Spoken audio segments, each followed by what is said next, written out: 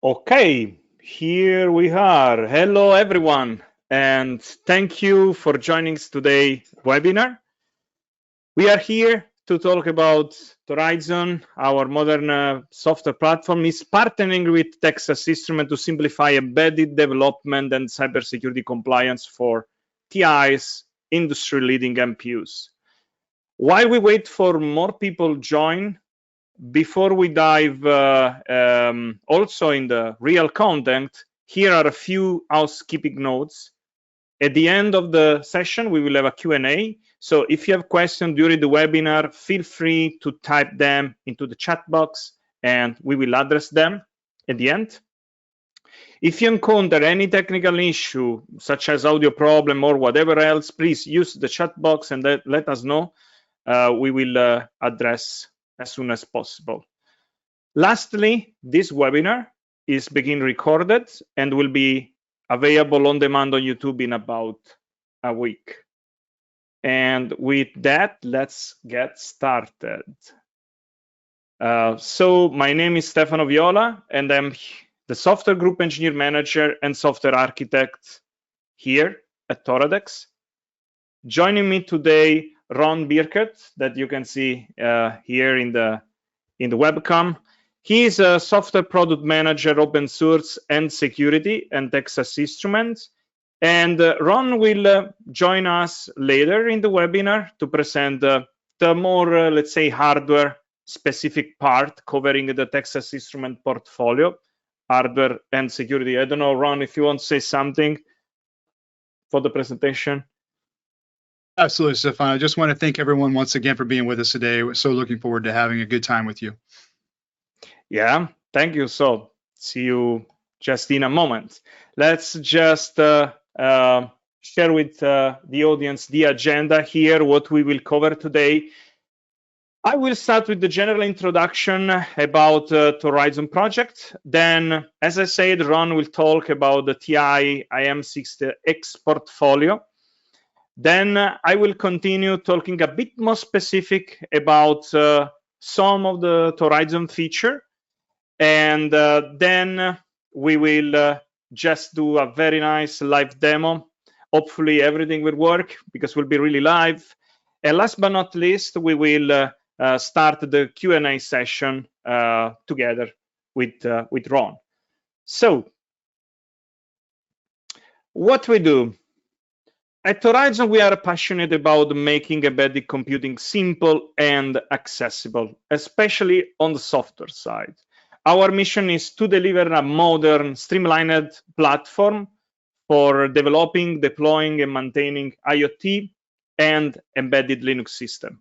Torizon addresses most of the common challenge in embedded software development, simplified development, pre-build production-ready OS, images, and the containerized workflow let you go from prototype to production faster and with less complexity. Robust IoT platform, built-in features like over-the-air updates, secure remote access, and cloud integration mean you don't need to maintain and build an infrastructure from scratch. Lower total cost of ownership by reducing development time and simplifying long-term maintenance and security. Torizon helps you to save time, reduce risk, and cut lifetime, let's say, life cycle costs. While Toradex ensure the hardware is robust and scalable, Torizon unlock its full potential with an open source, hardware agnostic, and flexible software stack. Our headquarters is in Lucerne, in Switzerland. In Torizon, we operate with a truly global footprint, as you can see here in this slide. Our offices are strategically located across multiple regions, ensuring we can provide fast, localized support no matter where you are. But this is not just about business expansion, it's about commitment.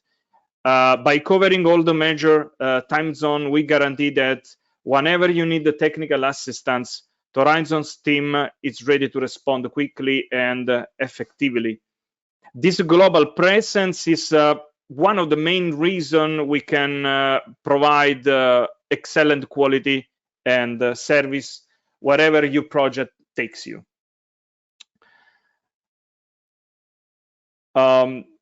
Moving forward, let's say that Torizon is designed to meet the demanding needs of modern embedded system across critical industries.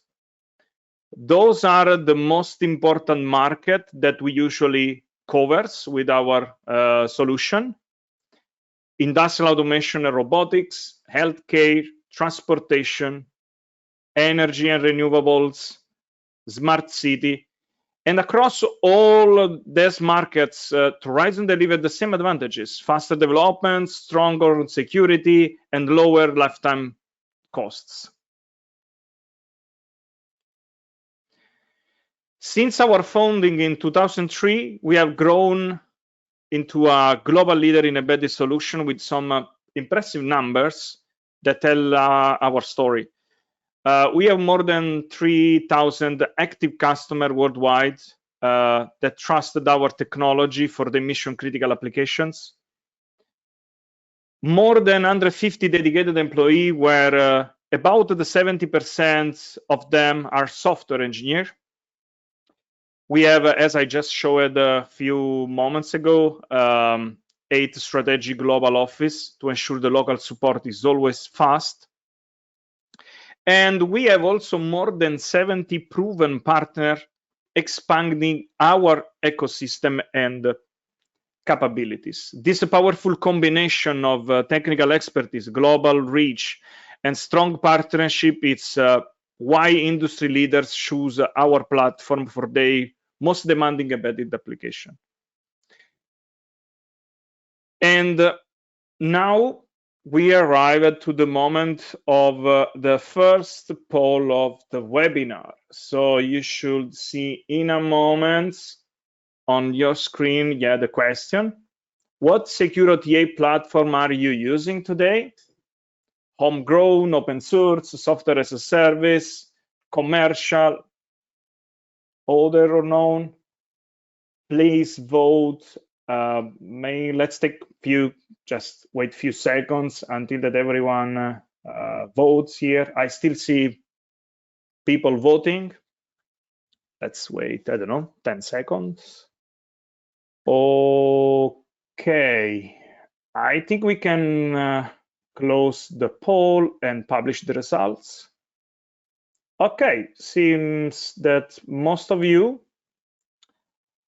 or is using something, I mean, not part of the other option, or it's using no solution for the moment about OTA. But it's very interesting, the data about that 38% is using open source solution. That's very important data. But let's move forward. And let's talk about hardware. Ron Birgit here from Texas Instruments, as I already presented. We'll go ahead with the other part. So Ron, over to you.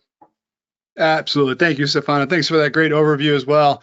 And I'm curious, for those that did the poll, we appreciate that there were 50% that said other or none. And we only get to give you 5 options. So maybe we didn't choose our 5 options the best, or actually I should fall on the sword here. Maybe I didn't choose the 5 options the best.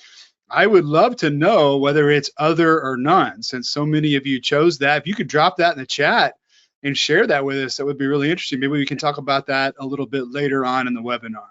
So yeah, this section is about the hardware, or the silicon part of it, pairing that very nicely with the Torizon software platform. So let's dig into our processor lineup.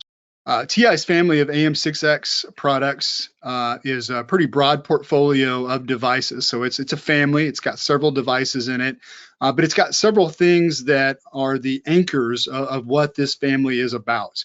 And that's what these 3 pillars here are listing. And the first one is low power, right? So all of these devices are designed to be low power, whether you're trying to extend battery life or get an application into a certain power window, Or maybe you're trying to deal with thermal dynamics and dealing with a fanless enclosure or a smaller enclosure or something like that. Power is extremely important. In the least, we want to try to consume less power for a certain task just so, because we have a finite amount of it. So it's always a concern, and we want to make sure that our devices are competitive, if not industry leading in the power area. The next one is a sustainable affordability. Most of our customers are industrial. They want to be able to buy these devices for a long time, and they need to have a cost competitive portfolio to choose from. And so we're trying to achieve both of those goals, devices that reach a variety of cost points and that you can also count on being available for a long time. An example of our long-term commitment to these devices, we have a very popular product that we recently brought back in-house to be able to build it inside of TI, and we bought a fab to do so. Now, I don't know if you guys are used to shopping for fabs, but they're not cheap. We went out and bought a fab. It's in Lehi, Utah, here in the United States. I'm based in Dallas, where the company is based, but we bought a fab in Lehi, Utah, for this 45 nanometer production of one of our very popular MPUs called the AM335X. We're also going to build some of our MCU portfolio there as well. But we literally invested in order to be able to continue to provide those devices for a very long time and have full control over that capability. So I hope that's just one example to show you that we really are committed to providing products for a long time, because we know that you need to design with those products and ship products with them for a long time. The last pillar that we can look at here is reliable scalability, right? Obviously, you need your products to work. If you're going to have them designed in for a long time, they need to work for a long time. So they need to be reliable. And we want you to be able to choose a processor that matches the needs of your current problem. So we want you to have a scalable portfolio to choose from. And the AM6X family is exactly that. It goes all the way from very simple dual core A53 devices that can run Linux to octal core A72 devices that can do a whole bunch of stuff, as well as having a variety of different tech that you can attach to those cores. So let's take a look at that scalable option a little closer in the next slide, Stefano. So as that comes across for everyone, the first one there is general purpose and multimedia, and that's really pairing a variety of different ARM cores with some multimedia capability, typically a GPU for doing graphics or a video accelerator for doing video. So we have devices that have those as options. They're great for HMIs and other products. You can also pair that capability with Edge AI or analytics. We have dedicated hardware MPUs that can accelerate analytics as options on our processors as well, and those scale from pretty small to pretty large. So you have options there as well. Then the next one is audio and digital signal processing, or DSP. So we have processors with those as well. And then networking, and you get capabilities like TSN or other industrial communications portfolios profiles that you may want to run as well. So we have devices that can run those.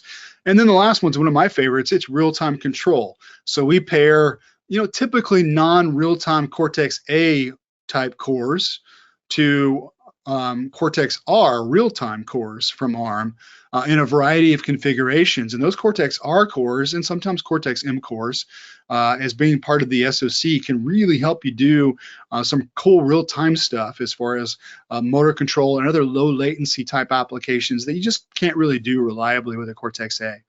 So we take all of those different capabilities, give them to you in a variety of formats so you can pick one that meets your needs, and you can leverage the similarities of the overall family across your design. So if you have a design that's an HMI and then you want to add AI to it, maybe you need to move over to real-time control for a separate problem, all of that's going to leverage a very similar software and tooling infrastructure so you don't have to relearn all that stuff.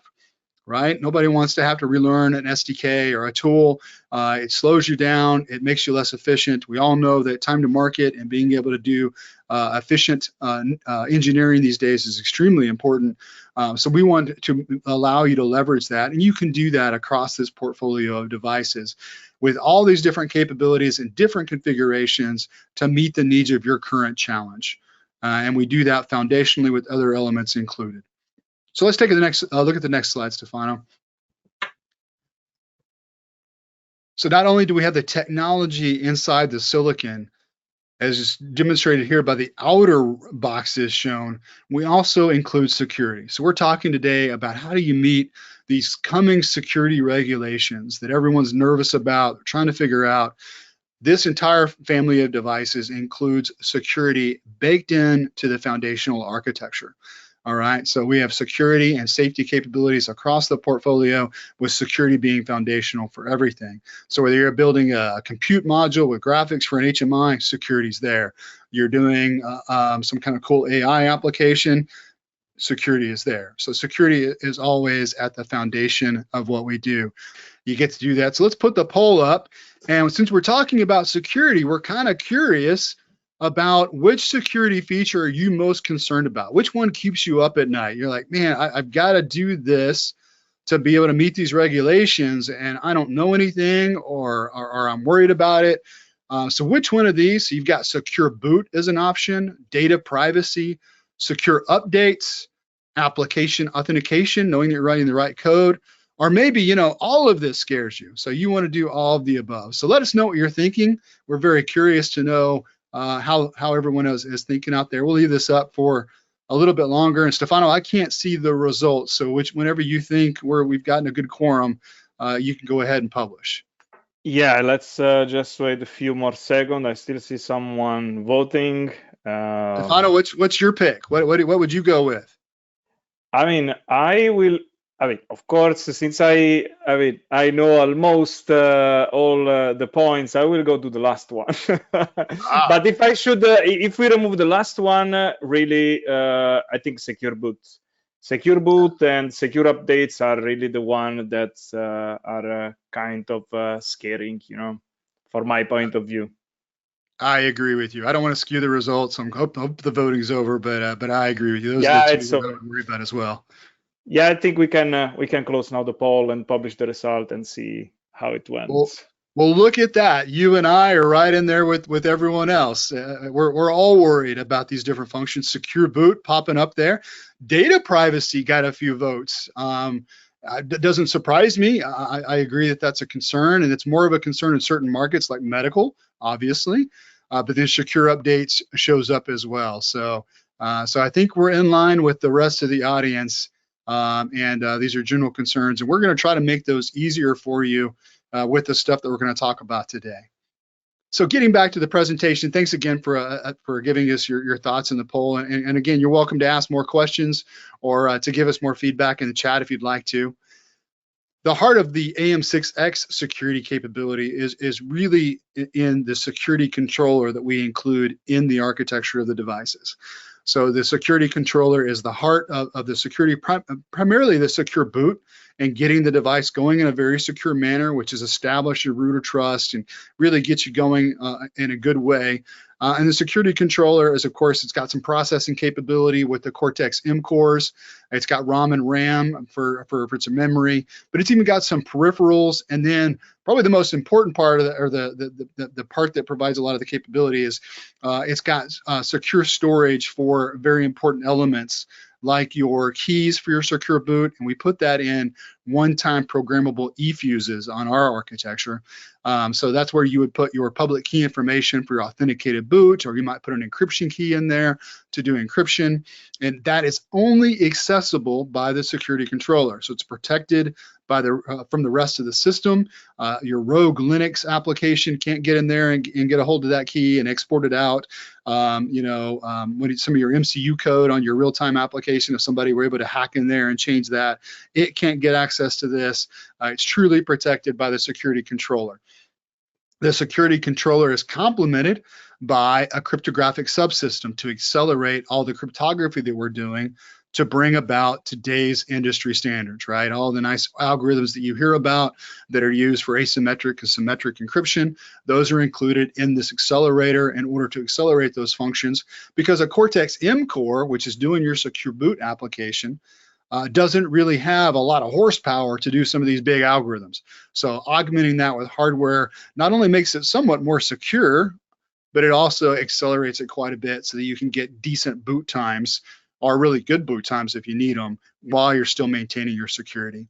And then, of course, we complement both of those with a DMA and an IPC, or interprocessor communication capability as well. So we can move all that data around inside the security subsystem and between the security subsystem and the non-secure world very efficiently. So the security controller is absolutely a key part of our architecture. It's included on all the devices, and it helps you keep that very important information secure so that you can do secure boot and then move up to all the other security features that we talked about earlier. All right, so that's the hardware. Now let's talk a little bit more about the partnership and why do we want to partner with Torizon on these platforms, and we can see that in the next slide. So it doesn't do any good if we give you great hardware and we don't give you great software and partners that can help you bring all that about. And that's really what we're highlighting in this slide. So we give you the versatile portfolio. We talked about that. And that's very nice, and it gives you a lot of great options. But you also need tools and you need software, right? These modern day systems, they're not just about the hardware. A lot of times it's the software that really makes or breaks a system. And if we're honest with each other today, a lot of times the challenge you can solve with a variety of different processors, it's a question of which one can you get the software done first for, or which one has better tools to help you solve system level issues. And we've considered those things as well. We have several examples listed there. And then of course, sometimes you need help, right? Sometimes you just don't have the security expertise, or you don't have some of the capability and you need someone to help you. So TI has a strong network of partners to help with those things. And of course, we consider Toradex and Torizon one of those strong partners. So let's talk about that partnership a little bit more in the next slide. And the reason why Torizon complements these devices so well is because it's such a nice software development platform for true stock to cloud development. So hopefully that comes across in the diagram. And we want to enable that stack to cloud development across a variety of hardware so that you can evaluate different solutions that include both hardware and software and quickly decide which one you need to go with. So Torizon obviously is great software. You're going to see an excellent demo here in just a few minutes as soon as I can finish up here and turn it back over to Stefano. But what I want you to understand is what we've enabled with our partnership is that you can now get access to evaluating and using this software on more hardware platforms than have ever been available. So it's probably a given that Torizon runs well on Toradex, SOM, and carrier boards, right? And they do. Right, and that's a great platform, but maybe that's not the direction you're thinking you're going to go now. Maybe you want more choices in that. Maybe you've bought a TI development board like the AM62SK, our starter kit that's pictured there, and you just want to give Torizon a try, and you don't necessarily need to buy a SOM and carrier board quite yet. That's what we've done with this partnership. We've enabled Torizon on our evaluation platforms. So you can seamlessly go from a starter kit, and maybe you just do decide that, hey, a Toradex SOM is looking really compelling. You can move that software over to a SOM plus carrier board, and then you decide, hey, maybe a community board like the Beagle Play is a better fit for me right now. You can move seamlessly across these different hardware platforms, leveraging the awesome power of the software, and keep that development experience going, even if you choose to go to a chip down solution. All right, so you just decide, you're making a million of these things. Chip down solution is the way to go, but you want great Torizon software. You have now the evaluation path and capability to go all the way from kicking the tires and prototyping all the way through to production and getting the benefits of all of these platforms. So that should provide one of the fastest path to production that I think you can really get, giving you hardware and software options. And I think we encapsulated the value of this really well with a quote that my VP put together. So we can pull that up so people can read it. There we go. I see it.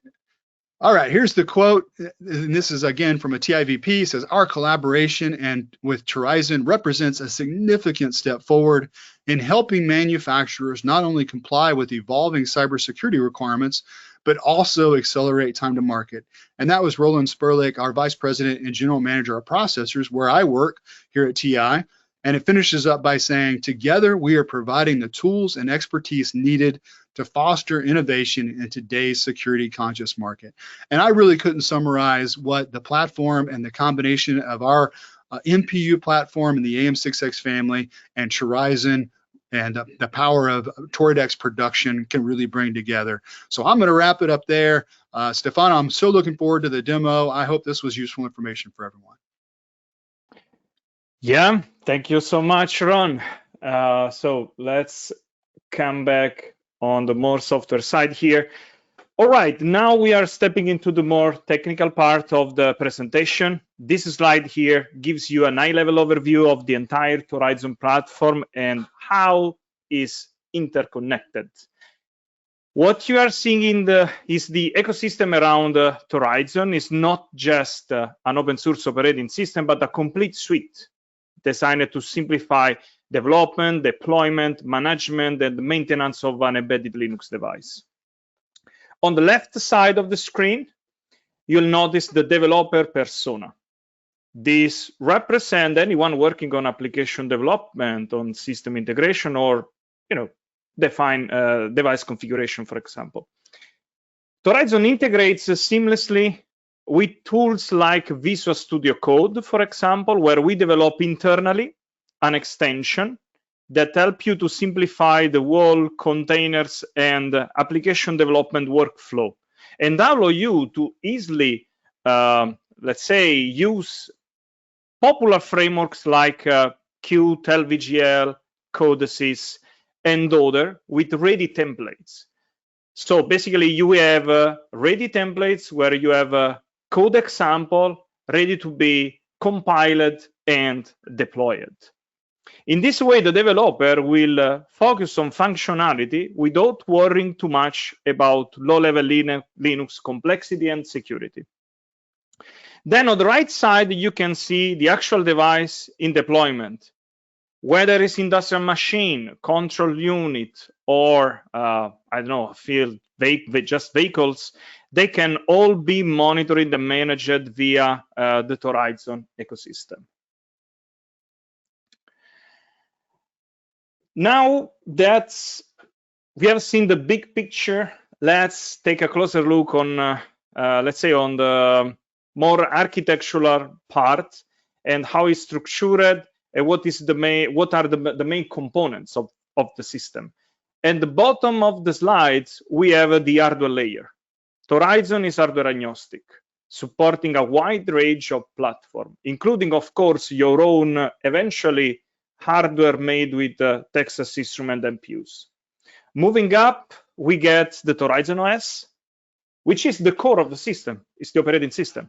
This is a free and open source Yocto Linux distribution that simplify embedded development. You can choose to build your solution using our Docker infrastructure, let's say, that are using our ready Debian containers, or you can still use the traditional Yocto development. This really depends on your experience level and project needs. But here is the key benefit. You don't need to be a Yocto expert. With the containerization built in, Torizon allows you to deploy and manage your application using containers, which make it far more accessible to traditional software developer and reduce the complexity significantly. Because what we offer in Torizon is not just a container engine. We offer a set of ready containers where it's already implemented the hard part, for example, to use hardware acceleration provided by the hardware. As Ron showed, especially in TI SoC, there are many hardware features that you could leverage. And we provide containers to use GPU acceleration, AI feature, and so on. So you don't need to deal with that part. You will have already some basic container where you can start and then build on top of those containers your application. So security, maintainability, and are also built in the architecture. For every Torizon OS builds, we produce a software bill of material. We do vulnerability analysis and monitoring that will help you to achieve the highest security standard and compliance with regulation like Cyber Resilient Act. We will see in a moment when I will start with the demo, I will show you a graph about what we deliver. And finally, on the top, we have the Torizon Cloud that provide a clean, intuitive web interface for managing your fleet of devices. It supports remote updates, remote access and control, device monitoring, subsystem update, and fleet management, all accessible also via standard RESTful API. That means if you already have a custom dashboard for your product, you can integrate easily whatever Torizon Cloud feature into it with really minimal effort. So Torizon provide really a full stack, scalable, and developer-friendly solution for embedded Linux device. Just a remark about our, let's say, open source commitment. All the device-side software is open source and publicly developed. You can literally follow our development day by day by monitoring our public repository. And this strategy will create not only an, let's say, no lock-in mechanism, but also will be way more reliable because we have a community that is testing what we are doing. So not only our complex infrastructure that we have every night running our test, but then last but not least, if you have special needs, like a scenario where you need to customize whatever low-level component of the system, you are free to fork the project and create your own build and still be able to use all our services. But we are not just focused on simplifying general application development. With Torizon, we are also making embedded security more accessible, especially when it comes to hardware security. And this is really one of the biggest drivers behind our partnership with Texas Instruments. Together, we are making sure that even advanced security feature available on TI MPUs that Ron just showed a few minutes ago can be used out of the box without requiring deep security expertise. A great example of this is a secure boot. As we saw, some people, it's kind of scared of secure boots. I think that who implemented secure boot before should really understand me about the complexity that secure boot can bring when, especially when you need to implement it in a solution that support also an OTA system. The challenge is really high. So with Torizon, secure boot is already integrated as part of a complete chain of trust, fully tested and production ready. You don't have to build it from scratch, the functionality, or worry about integrating it with let's say an OTA system, because it's already available. You can just really use it. And finally, on the monitoring side, we take care about CV tracking and triaging. We ensure that our platform is recurrently scanned and updated for each release. And all of those things really combined, let's say, to give you a security-first foundation without increasing the developer complexity or cost. And now we arrive to the moment of the second poll. So, how many devices do you envision managing? Less than 50, between 50 to 150. Okay, I don't think I need to say all the numbers. Let's see how it goes. I see that people already started voting. I see popping up statistics here. Let's wait 10 more seconds. And let's see. I still see someone voting, so let's wait. Stefano, if anybody picks greater than 100,000, they need to call Torizon right now. Absolutely. I mean, not only me, but even you probably. Of course, yes. Second call comes to me. Okay, I think we can close the poll and show the results. Let's see. Okay. It looks pretty balanced, I should say. There is someone that's also interested in greater than 100,000, and honestly, I am very interested. So that's really cool. Let's move forward. Thank you so much. And now we arrive to the, hopefully, the coolest part of the webinar. Let's see if everything works, will be cool. So, as I said, we have a very easy way to evaluate an hardware. And let's imagine a scenario. You buy an EVM or SK, whatever, from Texas Instruments. Behind me here, I don't know if you can see from my webcam, I have some hardware.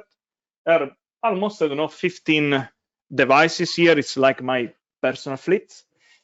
And there are even a lot of EVK, especially the IM62B variant. My idea will be show you how it looks like an evaluation workflow. So let's imagine you bought one of these and you want to evaluate the performance, for example, of a specific framework. So how do you do usually? So usually what you need to do, if you don't have, for example, Torizon, you should start from the BSP reference image, BSP reference layer, let's say, add whatever framework you need. For example, you need Qt, or I don't know, you want to implement a web application, or you want to evaluate a web application. So you need add Chromium, all the dependencies, build from scratch Yocto, deploy on the board, and then hope and pray if it works. Here instead, it's as I explained even in the slide, it should be pretty straightforward. So first of all, you have to provision the board. It's very easy to do it. I will not do it here right now. I have all my board already provisioned. That's just for, let's say, webinar time reasons. Then you can just reach this page. This is one of the way where you can start. This is our demo gallery that it's full of example demo, even from our partner, as you can see. And let's imagine that you want to deploy a Qt demo application. So really, you just need to click on Try Now here. Here you have a small description about what is this, let's say, demo application. Then you select your hardware, in this case, the IM62, and you will be redirected in our Torizon Cloud UI. The one that you are seeing this moment is the Torizon UI, where I have all the device. So what I can do here is just simply install this version. I can select, for example, the TI IM62B EVM here. And I can click on Initiate Update. Then here I can decide if start now or schedule later. Let's just start now. And that's it. Initiate Update. Now you need to wait some minutes that the device will download the containers, whatever is needed, and then the application will run. And that's it. Now let's imagine you don't like, or for example, you evaluated Qt and you want to test something else. So you can go back here to the demo application and select another one here. Or for example, you could start the development of an application. And then when you have a ready test, what you have to do is select the board that you want to use here. Now it's still an update, there's still the update in progress, but my idea will be just to show you the concept. No? You can click on Initiate Update. You can select which component, because we can address separately bootloader updates, operating system update, application, and also subsystem. Here are not present because for the moment are not configured, but subsystem are a very powerful tool that allows you to create new target updates. For example, a good subsystem could be a Cortex-M that is present in your system. As Ron showed, TI has many products that also have not only a processor where it's running Linux, but even one or more microcontroller.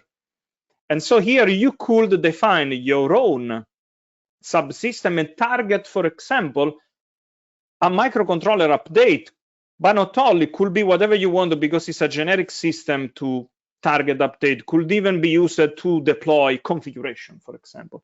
But in our case, we want to test application here. So we just go ahead.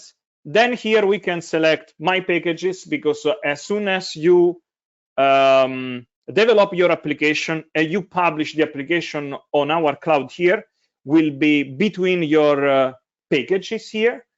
So for example, I have this file manager here that I can select and continue. Now there was a pending update, so let's see if it already finished. I think yes, probably.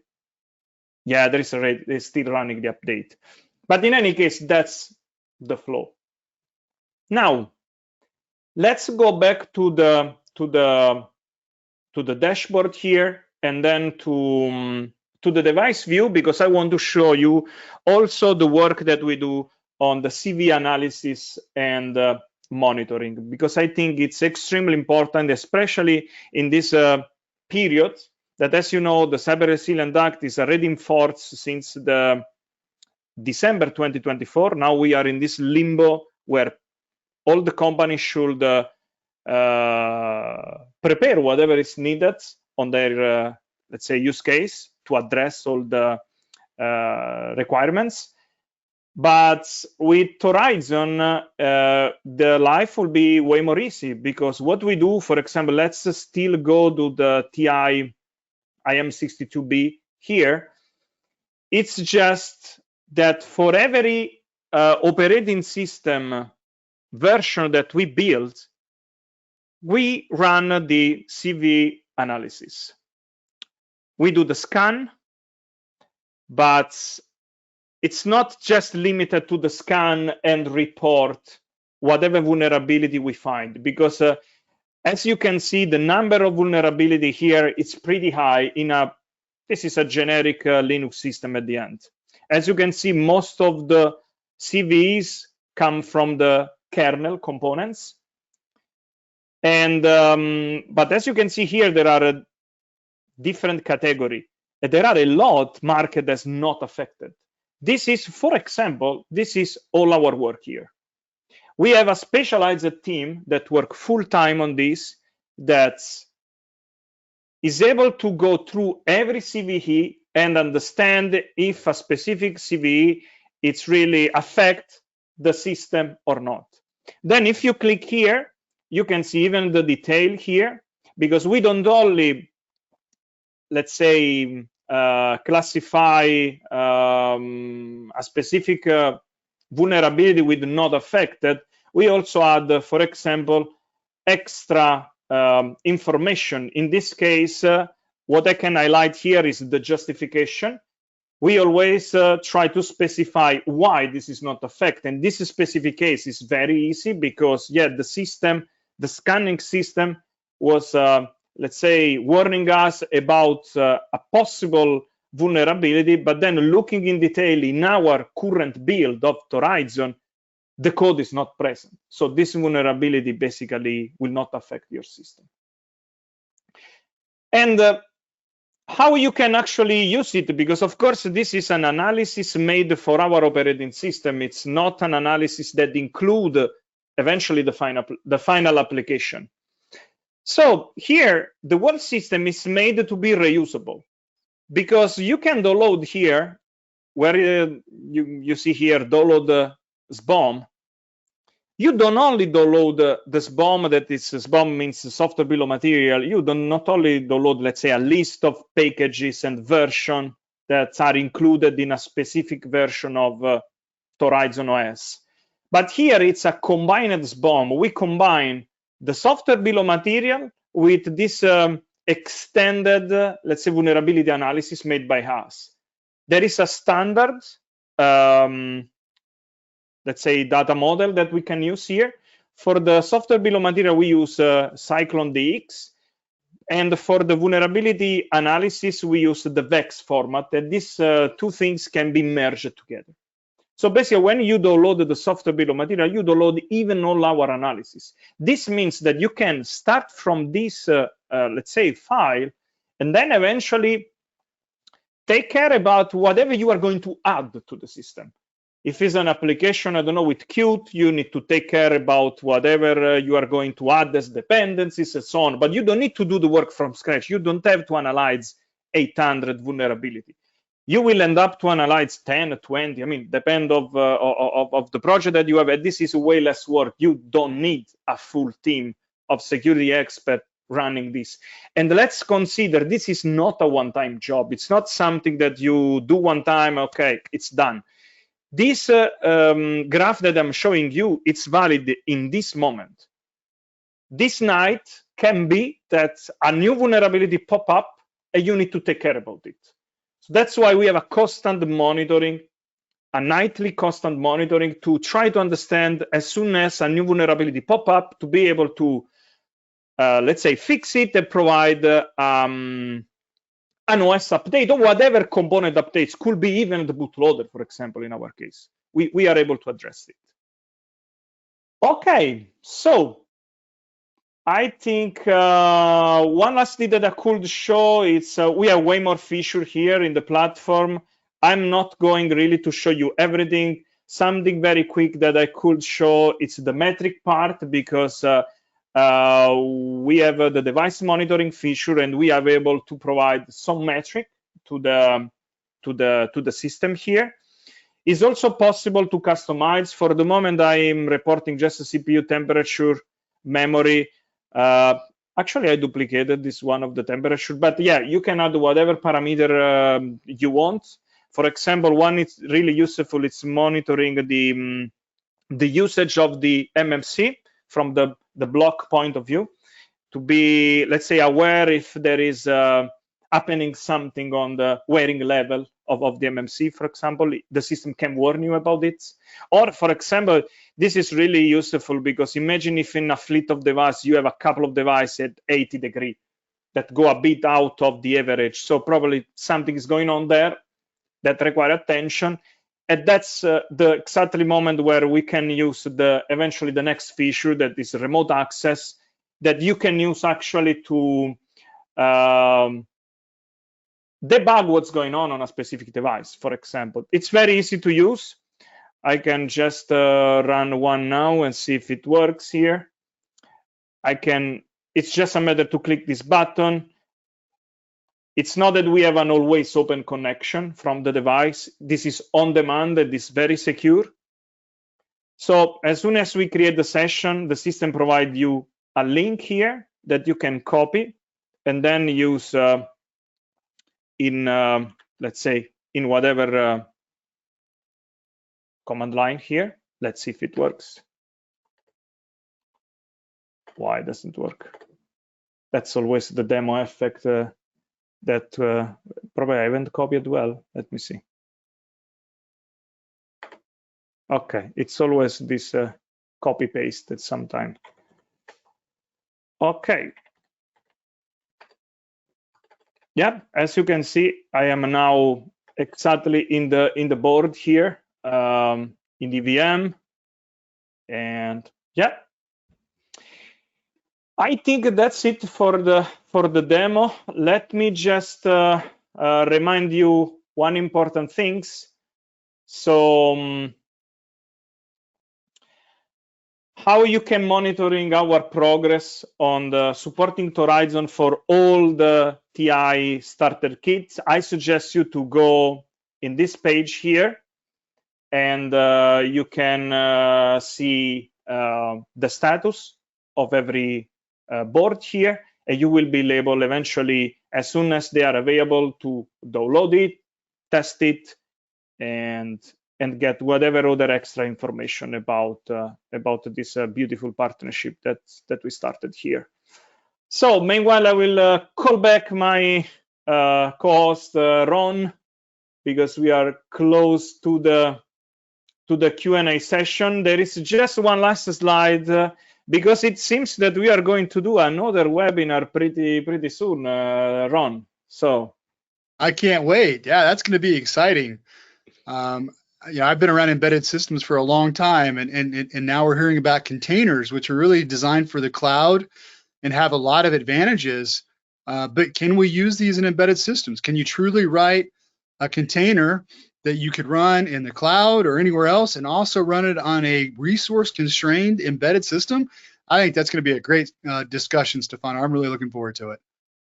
yeah, so we will clean up all the air about this topic. You know what I mean? So we will see. Will be really interesting. Absolutely. So We've got some numbers that we've run that I think might surprise some people. Might surprise some skeptics. So we're really looking forward to it. yeah, I can't wait, really. So I suggest all the audience, if you are really interested, to go to the page. I think the link should be available in the chat here, and you can already register if you want. So it will be pretty hands-on session. So okay, Ron. So let's go to the Q&A. Let me grab the questions here. Okay, we have some questions here. So let's see. Let's pick one. Give me an easy one, Stefano. An easy one, huh? Okay. Easy one.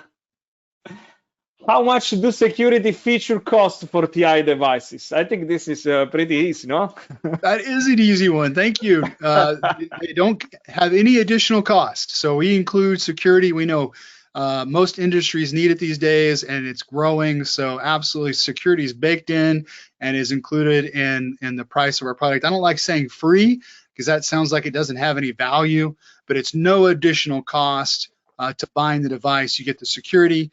Like I said, a lot of times with the EVMs, you even get a security-enabled EVM, so you can switch that to security-enabled. And then, of course, with our partnership, you can run Torizon on it and start enjoying all the benefits Torizon offers for security as well, to evaluate and even to go to production. So no additional cost on the hardware side. Yes, I mean, I want to just add a couple of words about the software. I think since I really deeply worked on the supporting, especially the security in our system, I play also the role of software architect. So I designed most of the feature. I know that it's a pretty expensive implement. As I said during my presentation, it's really expensive implement a secure boot feature in the context of a secure OTA system and all the other feature around.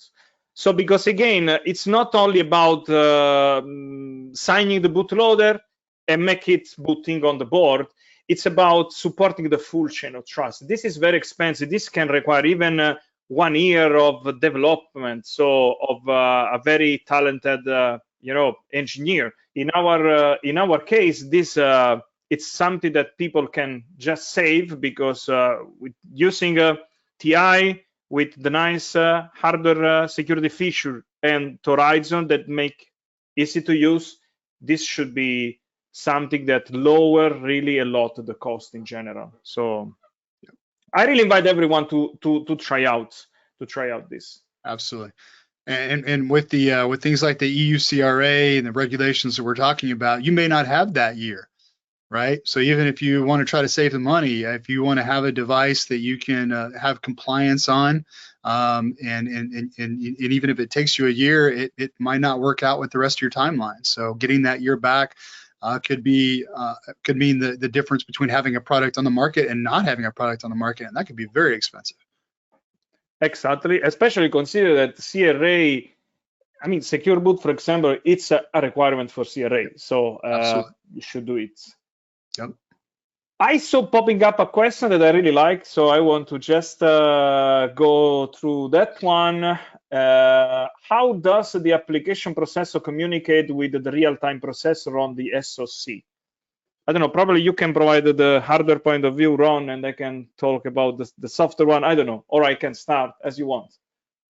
Yeah, absolutely. There are a number of hardware features that allow communication, and you can do different things. The most important is probably going to be, pairing some kind of an IPC protocol with a mailbox feature, right? So you have mailboxes to and from the remote cores, and you can send them messages. But you also have shared memory. So the message can be as simple as you have new data at this address, and that address is already in the memory range of the microcontroller, for example, right? So very, very efficient. So you're not passing a bunch of data through a slow bus. You're really just passing a pointer. Maybe it's a ping pong buffer, and you're just saying ping or pong, right? And that microcontroller is just chunking through that data really fast with minimal latency. And it's usually DMA enabled as well. So there are a bunch of hardware features to make that extremely optimized and efficient, particularly on the real-time control loop, right? And that's the most important part. Sometimes when you're going up and talking to Linux, whether you have fast hardware or not, it's not going to matter because Linux is not necessarily a real-time operating system. So you could have a fast bus and Linux is off doing something and it decides to wait for a while, and that may destroy your real-time constraints, right? So we focus on optimizing the real-time loop and then providing the necessary communication as well, both at the hardware and the software level. Yeah, I mean, you covered almost everything. I had a direct experience with that, and I suggest the audience to go through our developer website because we have some examples, very nice example that you can just explore a bit. And as you said, it's very easy. You can depend on your use case. You can really just use shared memory, and then you need just a couple of pointers on both sides, and then you can read. But then if you need to have like an application where you need, I don't know, for example, higher throughput or synchronization, then in that case, you need to use something like a mailbox or IPC. For example, it's pretty famous RPMSG and those technology. But it's pretty straightforward. It's a complex stuff, but because of the nature when you have two actors talking in general, this happens even when you have two threads in the code. But it's pretty easy in the end to set up at least an example. Yeah, and I don't want to miss the security implications. When you start bringing these remote cores in, they're running software. Typically that is it's a binary in the Linux file system that gets loaded by something like remote proc when the device starts up. But if that's got software in it, you have to be able to update that as well. And Torizon has an infrastructure for that, right? As well as the fact that it's just in the file system. So if you can do file system updates, you can update that microcontroller software as well. So if you ever find a vulnerability in that, you can still update it. And that's where a really good, robust software update mechanism is extremely important for all of the cores on the SoC. Perfect. Okay. So let's go. I think we have time for the last one. Let's do it. Yeah, this one. Does TI support security feature on all the device in the IM60X family? I think you already covered it a bit, but probably there is some uncertainty. Yeah, let's make sure and nail the answer to that one. It's yes, right? So the entire AM6X portfolio has the security features included. So that's the security controller. It might be, there are different flavors of it. So I'm not trying to say it's exactly the same across, but as far as a higher level feature capability, they're very feature parity, right? So yes, the entire family has that. It's baked into our architecture.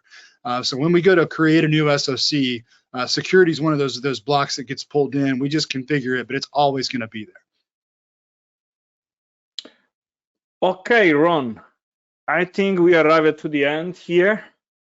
Yep. Let's conclude here this session. It was a pleasure do this webinar with you. I hope that the next one will be, let's say, the same from the mood point of view. Yep. And thank you so much, everyone here attending this webinar. And see you next time. Absolutely. Thanks, Stefano. You're a great co-host. Enjoyed it. Bye, everyone. Bye-bye. See you.